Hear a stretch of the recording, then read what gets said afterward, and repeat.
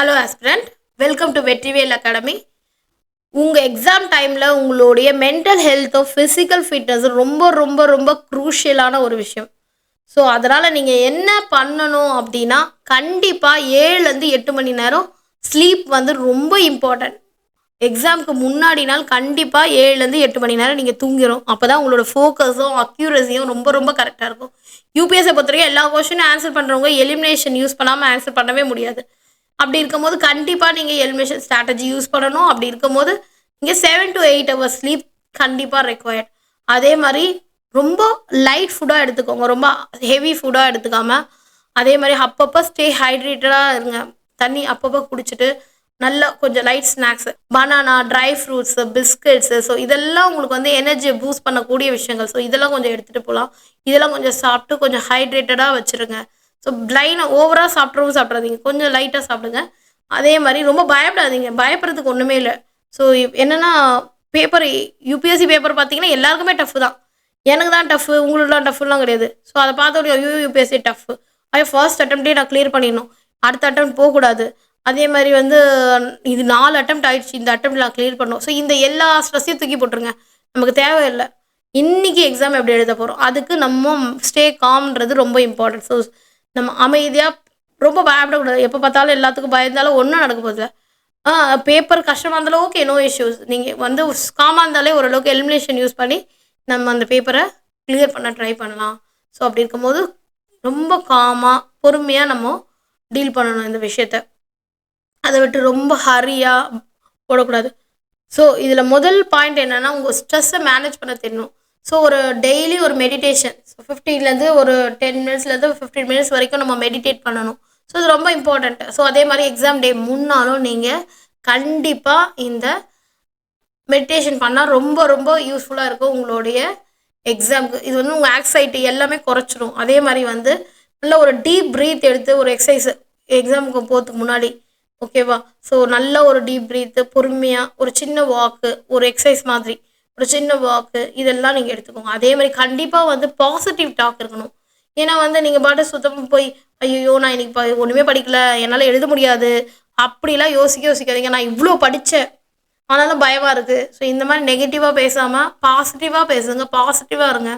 So positive வைப்ரேஷனே உங்களுக்கு வந்து ஒரு முக்கியமான ஸ்ட்ரெஸ் பஸ்டர். ஸோ இதெல்லாம் நீங்கள் செஞ்சிங்கன்னா உங்களோட ஸ்ட்ரெஸ்ஸை ஈஸியாக மேனேஜ் பண்ணிடலாம்.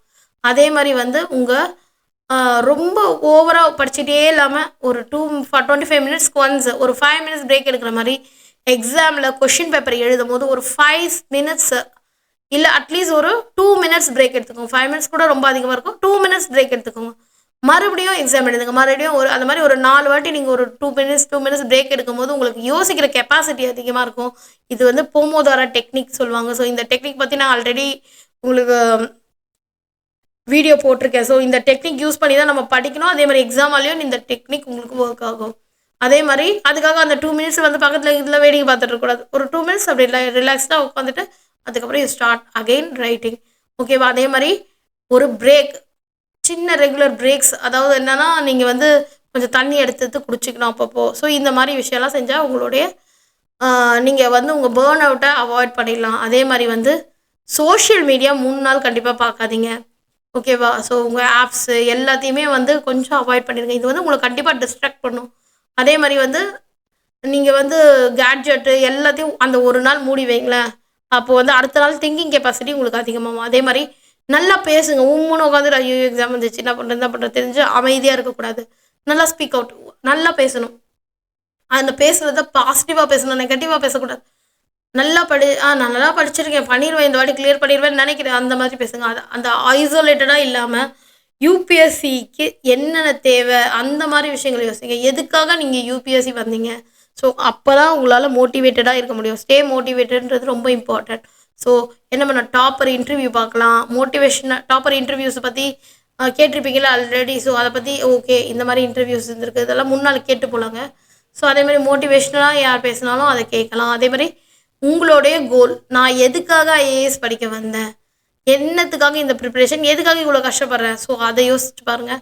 ஸோ இதெல்லாம் உங்களை மோட்டிவேட் பண்ணணும். ஸோ இதெல்லாம் ஃபர்ஸ்ட்டு ஸ்ட்ரெஸ்ஸை மேனேஜ் பண்ணணும், avoid your burn out, limit the social media, speak out and also stay motivated. These are the tips for your mental wellness. அதுக்கப்புறம் உங்களுடைய ஃபிசிக்கல் வெல்னஸ். ஸோ ஃபிசிக்கல் வெல்னஸை பொறுத்த வரைக்கும் கண்டிப்பாக நீங்கள் வந்து நல்லா சாப்பிடணும். பேலன்ஸ் டயட் நான் சொன்ன மாதிரி ஃப்ரூட்ஸ், வெஜிடபிள்ஸு, ஸோ இதெல்லாம் ப்ரோட்டீன் ரிச் ஃப்ரூட்ஸாக எடுத்துக்கணும். அதே மாதிரி 2 to 3 hours வந்து யூ ஷுட் ஸ்டே ஹைட்ரேட்டட்.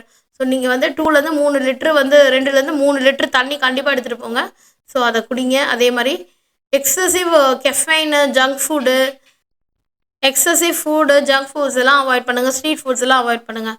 அதே மாதிரி 7லேருந்து 8 மணி நேரம் கண்டிப்பாக, இது வந்து நெகோஷியபிளே கிடையாது, நான் நெகோஷியபிள் ஒன்று, தூக்கம் இருந்தே ஆகணும். அப்போ தான் உங்களால் வந்து இந்த சக்ஸஸை அட்டைன் பண்ண முடியும். அதே மாதிரி சக்ஸஸை ரீச் பண்ண முடியும். அதே மாதிரி ஸ்க்ரீன்ஸு அட்லீஸ்ட் 30 minutes பிஃபோர் எல்லா ஸ்க்ரீன்ஸும் பார்க்காம அவாய்ட் பண்ணுங்கள். அதே மாதிரி கொஞ்சம் எக்ஸசைஸ், பிரிஸ்க் வாக்கிங்கு, இந்த மாதிரி ஜாகிங், யோகா காலைல பண்ண முடிஞ்சால் அதை செய்யுங்க.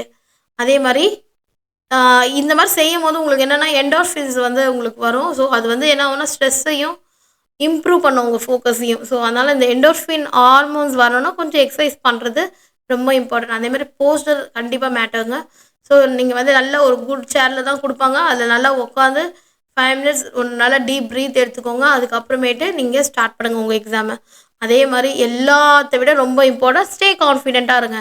நம்மளால் முடியும், நம்மளாலே முடியலன்னா யாரால் முடியும், இதுதான் உங்களுடைய மந்த்ரா. ஸோ கண்டிப்பாக வந்து ஸ்டே கான்ஃபிடென்ட்ன்றது ரொம்ப இம்பார்ட்டன்ட். இது எல்லா விஷயத்தை விட கான்ஃபிடென்ட்டாக நீங்கள் போய் அட்டன் பண்ணாலே சூப்பராக இருக்குங்க.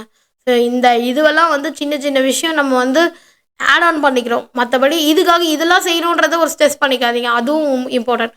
ஸோ என்னென்னா சின்ன சின்ன விஷயம் இதெல்லாம் முன்னாடி கேட்டுக்கோங்க, தெரிஞ்சுக்கோங்க.